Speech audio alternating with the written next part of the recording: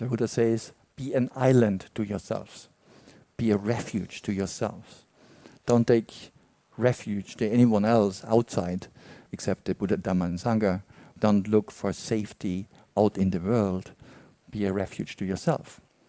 Because it's your own mind that we have to take care of. And if you're not looking after your own mind, who is going to do it? So by having an interest in cultivating and progressing on the path and cultivating one's own mind, this is the way of the true refuge, you can say, or a refuge that should not be neglected, the internal refuge.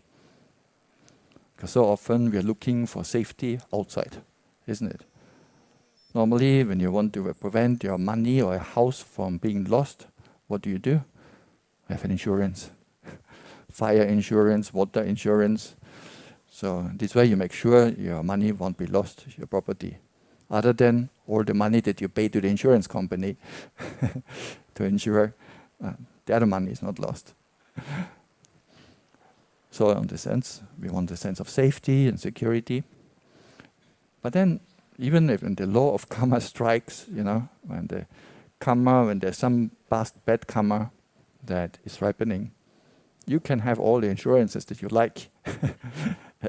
If it really wants to strike, there might be then a clause in your contract that has an exception exactly for the thing that happens right now, and then you still are not covered.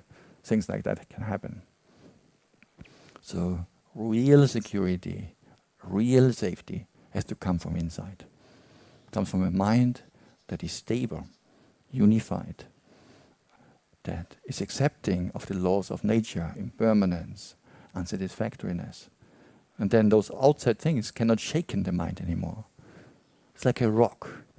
If you see in a round mountain, on the mountain, a big rock, it does not shake every time there's a little bit of wind. So it's unmovable, stable, grounded.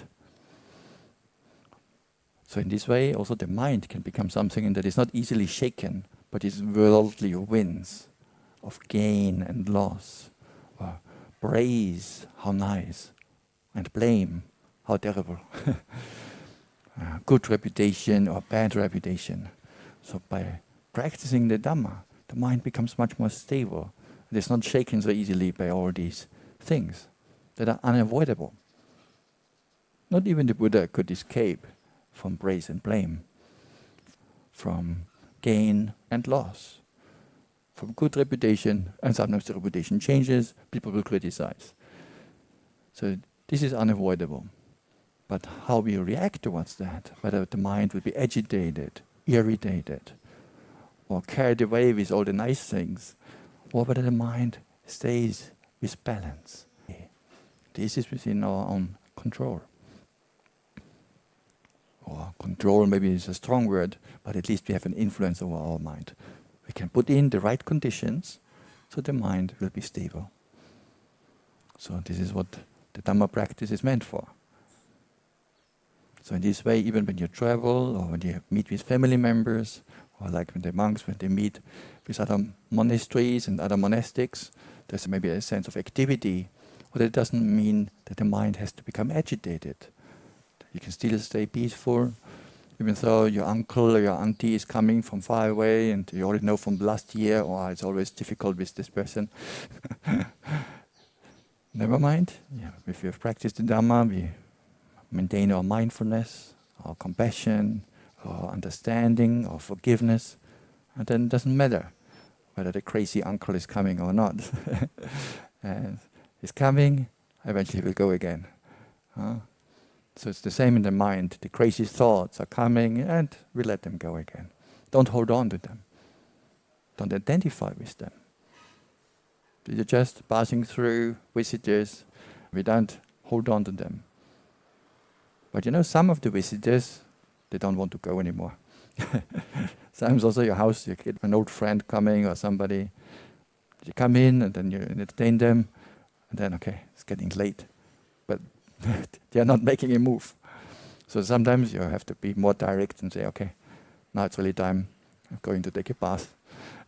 Okay, you take your bath, I'm waiting here for you. So sometimes you really have almost to chase people out again. Hopefully not.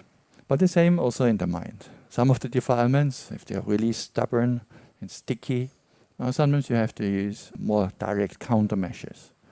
If there's a lot of anger, then you use loving kindness meditation.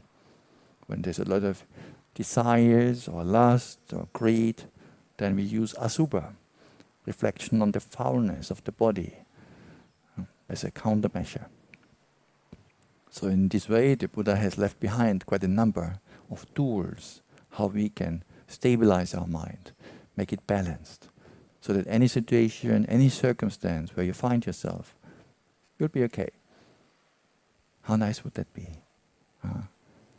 No worries. Not because you know everything that is going to happen. No worries because you know you will be okay. You know your mind is safe, is stable. Not because everything will always go right, but because you know even if things go wrong, you'll be fine.